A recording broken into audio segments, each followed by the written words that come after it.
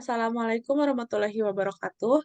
Kami dari kelompok 6 dan kami ingin mempresentasikan hasil dari diskusi kami di chapter 5 yaitu neraca and cash flow. Sebelum kami mempresentasikan tentang diskusi kami, saya ingin memperkenalkan diri terlebih dahulu. Nama saya Marisa Jasminda Roza dan saya bersama rekan saya. Perkenalkan, nama saya Alda Maulidia Saputri.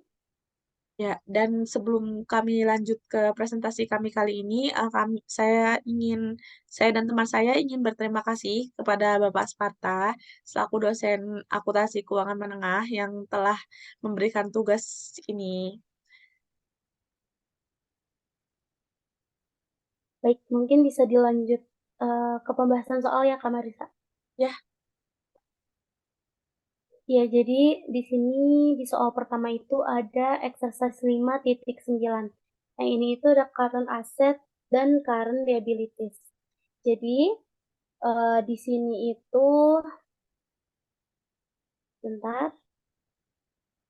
Nah, jadi di sini itu ada bagian aset lancar dan liabilities lancar pada laporan posisi keuangan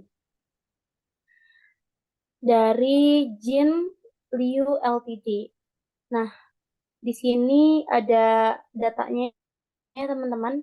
Bisa dilihat ada inventory sebesar 171.000 di kredit, ada account receivable sebesar 89.000 di debit, dan less allowance for the full account itu sebesar 7.000 di debit, sehingga saldonya itu 82.000 di kredit. Lanjut di sini ada prepaid expense sebesar 9.000 di kredit dan cash sebesar 40.000 di kredit. Sehingga total keseluruhannya itu adalah 320.000. Nah, di sini di pinggir ini ada notes payable sebesar 67.000 dan account payable sebesar 61.000 sehingga jumlahnya itu 128.000. Nah, lalu di sini kesalahan-kesalahan di sini pada perusahaan akuntansi telah ditemukan nih di sini ada 4 kesalahan teman-teman. Yang pertama itu pada bulan Januari 2023 yang masuk ada kas yang masuk per bulan Desember 2022 termasuk pembayaran rekening yang dibayarkan sejumlah 35.000 ini di sini yang diambil diskon tunai sebesar 2%. Ini ada ya keterangannya di sini. Lalu untuk yang nomor 2 itu inventory termasuk barang dagangan senilai 27.000. Sorry. Nah, 27.000 yang telah diterima pada tanggal 31 Desember. Namun, tidak ada faktur pembelian yang diterima atau dimasukkan. Nah, dari jumlah ini sebesar 10.000-nya itu telah dikeluarkan dan diterima secara konsinyasi. Sisanya dibeli FOB, tujuan ketentuannya itu 2/10 N/30. Nah, untuk yang ketiga ini, penjualan 4 hari pertama bulan Januari 2023 itu sebesar 30.000. Nah, dimasukkan dalam buku penjualan per 31 Desember 2022 dari jumlah tersebut sebesar 21.500 yang merupakan penjualan kredit dan sisanya merupakan penjualan secara tunai. Nah, dan yang keempat ini, cash tidak termasuk penjualan tunai. Dikumpulkan pada bulan Januari 2023 dan termasuk pada tanggal 31 Desember 2022 berjumlah 35.324. Dari jumlah tersebut, sebesar 23.324-nya ini diterima secara kredit setelah dipotong diskon tunai sebesar 2%. Dan sisanya merupakan hasil pinjaman dari bank. Nah, di sini ada instruksinya, teman-teman. Instruksinya itu yang pertama kita diminta untuk menyajikan kembali bagian aset lancar dan liabilities lancar dalam laporan posisi keuangan sesuai dengan praktik akuntansi yang baik. Dan di sini kita diminta untuk mengasumsikan bahwa piutang dan hutangnya itu dicatat secara bruto atau laba kotor. Nah, ini di sini ada jawabannya dari Jin Liu Ltd, Statement of Financial Position. Di sini ada tanggal 31 Desember 2022. Nah, di sini ada current asset. Current assetnya itu terdiri dari inventory sebesar 161.000 di kredit, lalu prepaid expense sebesar 9.000 di kredit, account receivable sebesar 91.300 di debit, allowance for doubtful account sebesar 7.000 di debit, sehingga saldo balance-nya itu 84.300, cash-nya itu 30.476, sehingga total current asetnya itu 284.776. Nah, teman-teman di sini mungkin masih bingung ya, kayak kok inventory-nya 161, dari mana sih Kak gitu. Padahal jelas-jelas di sini inventory-nya itu yang diketahui itu 171, kok jadi 161 gitu kan. Terus yang di sini juga kayak account receivable-nya kok 91.300 sih gitu. Padahal di sini jelas-jelas account receivable-nya itu 89.000. Itu dari mana? Gimana perhitungannya? Nah, teman-teman, jadi perhitungannya itu dari sini. Teman-teman bisa lihat di sini ada inventory. Inventory-nya itu tadi diketahui dari soal itu sebesar 171.000. Kemudian di sini teman-teman masih ingat ada inventory yang dikeluarkan sebesar 10.000. Oleh karena itu, dari inventory yang asalnya 171.000 karena dia dikeluarkan 10.000 berarti dikurangi teman-teman. Dikurangi 10.000, maka hasilnya itu atau sisanya adjusted inventory-nya itu 161.000. Nah, lanjut di sini juga ada account receivable balance-nya itu yang tadi di soal ada 89.000, kemudian account reduced from January collection 23.324 itu ada dari soal, dan 98% itu dari diskon 20%-nya tadi, teman-teman. Jadi ada 23.800 di debit, sehingga saldonya itu jadi 112.800. Nah, lalu di sini juga ada account receivable in January sebesar 21.500, sehingga adjusted account receivable-nya itu 91.300. Jadi di sini 91.000. Nah, di sini 91.300 itu hasil perhitungannya dari sini ya, teman-teman. Oke, next. Lalu di sini ada cash balance itu sebesar 40.000 di debit. Cash disbursement after discount itu 34.300 itu ada di debit. Itu perhitungannya dari mana? Dari 35.000 yang tadi ada di soal dikali diskon itu kan ada 2% tuh yang tadi. Jadi 100% dikurangi 2% itu ada 98%. Sehingga totalnya itu 74.300. Lalu di sini ada cash sales in January 30.000 dikurangi 21.500, maka hasilnya 8.500. Cash collected and account itu 23.324. Lalu di sini dari Bank Luan Proses itu 12.000. Nah, di sini adjusted cash-nya itu 30.476. Nah, lanjut di sini ada current liabilities. Untuk current liabilities ini terdiri dari note payable sebesar 55.000, account payable sebesar 113.000, dan total current liabilities itu ada 168.000. Itu dari 55 ditambah 113. Lanjut di sini note payable in balance-nya itu ada 67.000. Kemudian process of bank loan-nya itu 12.000. Adjusted note payable-nya itu 55.000. Nah, di sini lanjut account payable balance-nya itu ada 61.000 di kredit. Kemudian cash disbursement-nya itu ada 35.000 di debit. Purchase invoice of-nya itu ada 17.000 di debit. Itu 17.000 didapat dari mana? Didapat dari 27.000 dikurangi 10.000. Itu ada di soal keterangannya. Lalu adjusted account payable itu 113.000. Nah, yang selanjutnya di sini teman-teman ada yang dari B-nya nih. Yang dari di B-nya ini kita diminta untuk nyatakan dampak bersih penyesuaian terhadap saldo laba ditahan dari Jinwoo Ltd. Nah, jadi untuk jawaban yang B-nya itu di sini ada adjustment payable balance. Itu penambahan January self discount itu 23.324 yang tadi ada dari soal dibagi 98% itu dari 100% dikurangi 2% dikali 0,2 sehingga hasilnya itu 476 di kredit. Lanjut ada January sales-nya itu di debit sebesar 30.000. Kalau ada January purchase discount dia membeli itu 700.000. Terus ada December purchase sebesar 17.000. Consignment inventory itu sebesar 10.000.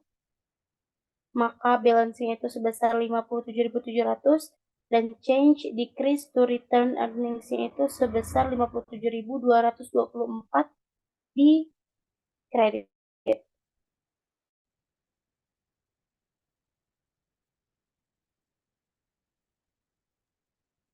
Ya, terima kasih Kak Alda sudah menjelaskan. Tadi yang dijelasin Kak Alda itu udah jelas ya teman-teman.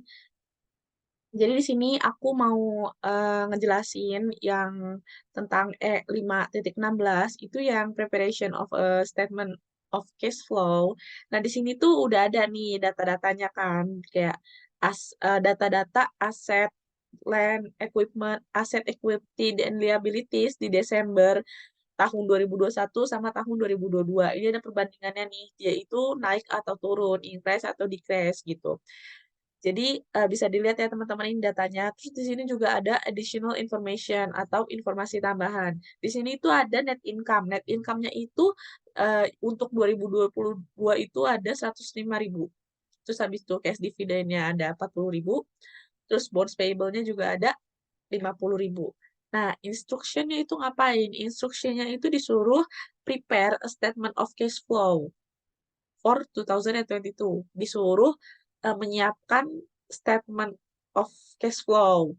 Terus yang B-nya itu disuruh menentukan cakupan utang kas Orozeo saat ini, arus kas bebas, dan mengomentari likuiditas dan fleksibilitas keuangannya. Seperti itu. Next, Kak.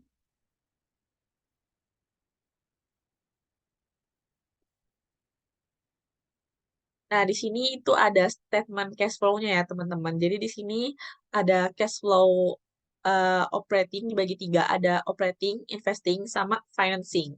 Di sini operating activities itu net income-nya itu tadi udah dijelasin kan di additional additional informasi tambahannya itu ada 105.000. Terus depreciation expense-nya itu ada 27.000. Habis itu di sini ada increase in account receivable. Tadi itu di 2021 itu account receivable-nya itu 66 ya. Iya nggak sih sebentar ya teman-teman. Nah, iya, di sini tuh account receivable yang 2021 itu ada 66. Terus di tahun 2022 di sini ada 82.000. Nah, dia ini berarti naik dong dari 66.000 jadi ke 82.000. Naik kan? Tapi karena ini account receivable jadi ditulisnya itu minus. Nah, kebalikannya ya, kalau misalnya increase itu minus, kalau decrease itu plus gitu. Lanjut, Kak. Next slide. Nah, kan. Nah, terus di sini ada decrease in inventory. Tadi itu inventory-nya itu 2021 itu ada 189.000 dan kalau misalnya 2022 itu ada 180.000. Dia itu turun kan turun 9.000 dari yang 189 turun jadi ke 180. Decrease jadinya. Terus di sini ada decrease in account payable. Nah, di sini beda nih, teman-teman. Jadi kalau misalnya eh, increase itu minus, terus decrease itu plus. Tapi kalau misalnya buat account payable ini enggak. Kalau buat account payable ini decrease itu tetap minus. Kalau misalnya increase itu plus gitu. Di sini itu account payable-nya itu ditulisnya itu 47.000 di tahun 2021. Di tahun 2022-nya itu 34.000. berarti dia turun dong. Nah, berarti minus. Gitu, teman-teman. Terus di sini dijumlahin.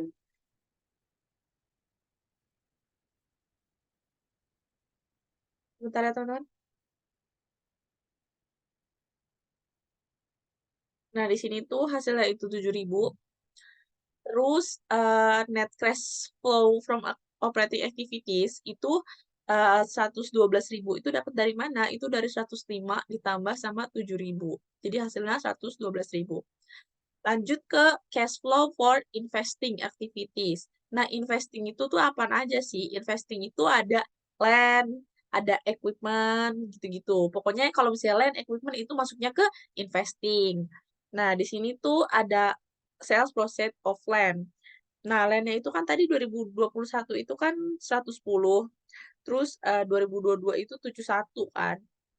Berarti dia di-crash. Kalau misalnya di crash 39.000. Terus habis itu cash paid to accrue equipment. Nah, dia itu cash-nya itu dibayarkan kan. Cash-nya itu dibayarkan dari 22.000 dikurang 63.000. Yes. Right. Nah, di sini tulisannya kan minus 70.000 ya teman-teman. Terus habis itu net cash flow used for investing activities-nya itu minus 31.000 gitu. Itu 31.000 minus 31.000 itu dapat dari mana? 31.000 itu dapat dari 39.000 dikurang 70.000. Jadi hasilnya minus 31.000. Nah, sekarang masuk ke financing nih. Financing itu eh, cash flow for financing itu tuh tadi ada di informasi tambahan. Itu ada minus 40.000. Terus net cash used for financing activities itu minus 40.000 juga. Terus net in cash itu 41. 41 ini dapat dari mana? Dapat dari 112.000 dikurang 31.000 dikurang 40.000. Jadi dapat 41.000. Terus cara mengetahui nih biar jurnal statement cash flow ini benar atau salah itu lihat dari beginning cash balance-nya. Kalau beginning sama ending cash balance-nya sama yang di soal, berarti itu benar. Di sini kan beginning cash balance-nya itu 22.000 ya. Dan ending cash balance-nya itu 63.000. Coba Kak, maaf Kak, bisa di slide ke sebelumnya. Nah, di sini tuh lihat ya di cash tuh di bawah account receivable di situ 2021 and, 2021 itu beginning cash balance-nya kan 22.000. Terus ending cash balance-nya itu 63.000. Bener berarti kan jurnal kita. Gitu teman-teman.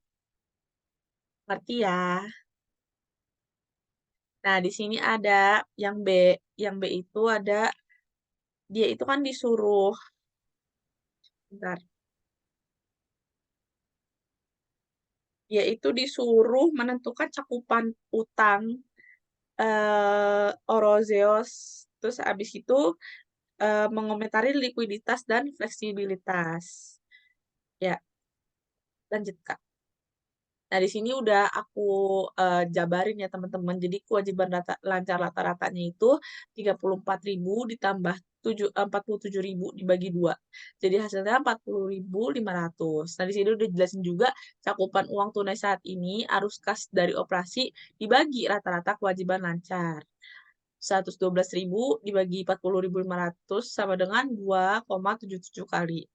Nah, cakupan utang arus bersih dari operasi kewajiban rata-rata 112.000 dibagi 215.500 sama dengan 0,52 kali.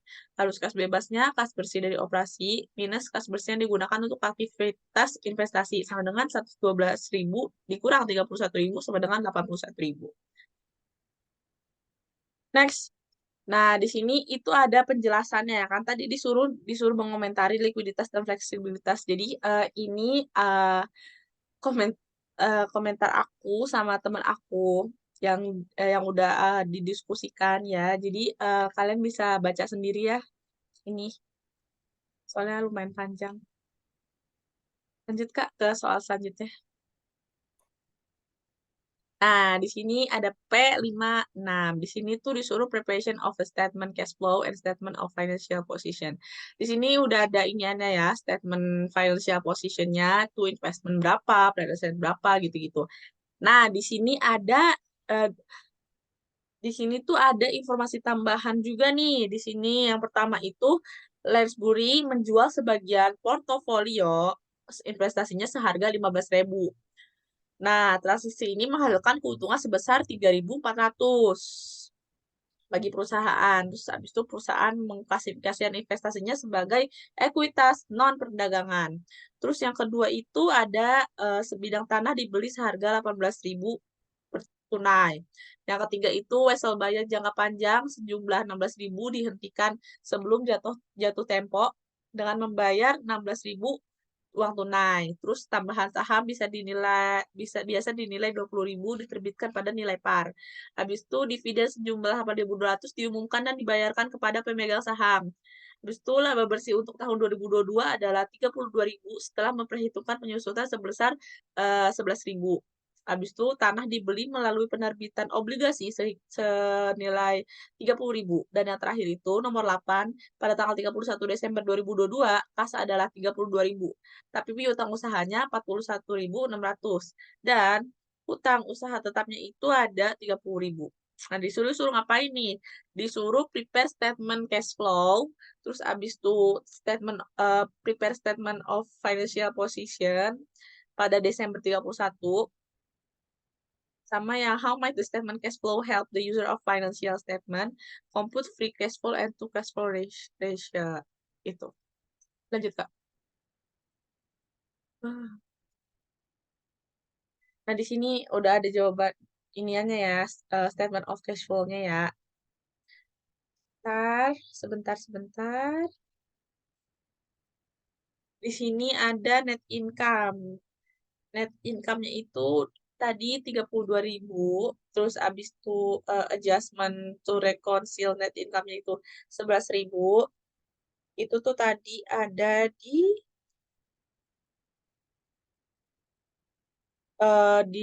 ini nomor 6 ya, apa penjelasan nomor 6. Terus habis itu ada increase, di increase account payable. Increase jadi minus 204, terus habis itu ada gain on sale sebesar minus 3.400. Habis itu dijumlahin semua, dapat hasilnya berapa? Minus 12.800. Habis itu lanjut ke net cash provided by operating activities. Tadi kan udah dibilang kan, habis itu lanjut ke investing activities. Nah, investing activities ini cuma ada sales of investment sama land. Nah, ya udah, tadi di informasi tambahannya udah ada kan tadi sales of investmentnya 15.000, terus purchase of land-nya itu minus 18.000, terus habis itu dikurang nih 15 dikurang 18, jadi hasilnya minus 3.000. Ini cash from investing. Maaf Kak, belum selesai. Ya. Terus habis itu di sini ada financing. Financing itu ada issue of common shares. Tadi udah jelasin, pokoknya ini semuanya yang ada itu udah dijelasin di soal ya, teman-teman. Jadi tinggal dimasuk-masukin aja. Issue of common share-nya 20.000, retirement of long term bonds-nya minus 16.000 tadi soalnya. Dia kan wesel bayar jangka panjang sejumlah 16.000 dihentikan sebelum jatuh tempo dengan membayar 16.000 uang tunai. Terus habis itu ada payment of cash dividends. Dividends ini dia bayar nih. Jadi uang yang berkurang 8.200. Nah, hasilnya itu minus 4.200. Nah, terus habis itu totalnya itu 12.000 di add-nya opening balance cash-nya itu tadi 12.000, 12.000, maaf, 20.000, dan ending cash balance itu 32.000 ya, teman-teman. Nanti kalau misalnya mau ngecek salah atau benernya, tinggal dilihat ke soalnya itu uh, ending sama apa tadi? Ending sama openingnya, ending sama opening cash balance-nya gitu. Lanjut, Kak. Nah, di sini ada statement of financial position. Di sini ada investment.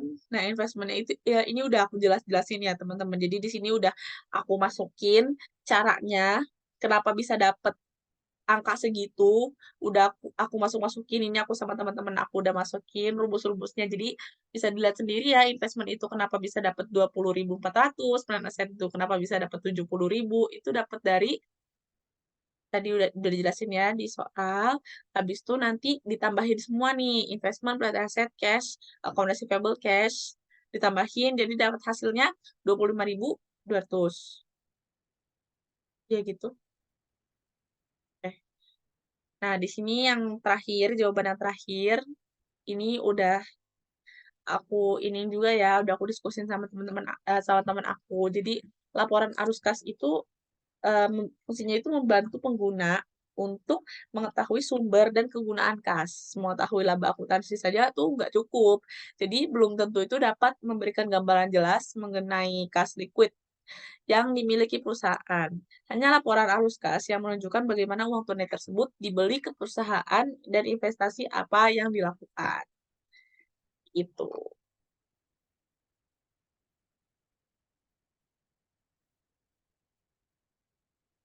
Maaf Kak Alda, bisa di on mic? Nah, Iya, maaf ya teman-teman. Baik, mungkin cukup sekian yang dapat aku dan Kak Marisa sampaikan. Kurang lebihnya mohon maaf apabila penjelasan dari aku dan Kak Marisa masih belibet gitu teman-teman. Kami mhm. mohon maaf. Sekian dari kami. Wassalamualaikum warahmatullahi wabarakatuh. Waalaikumsalam.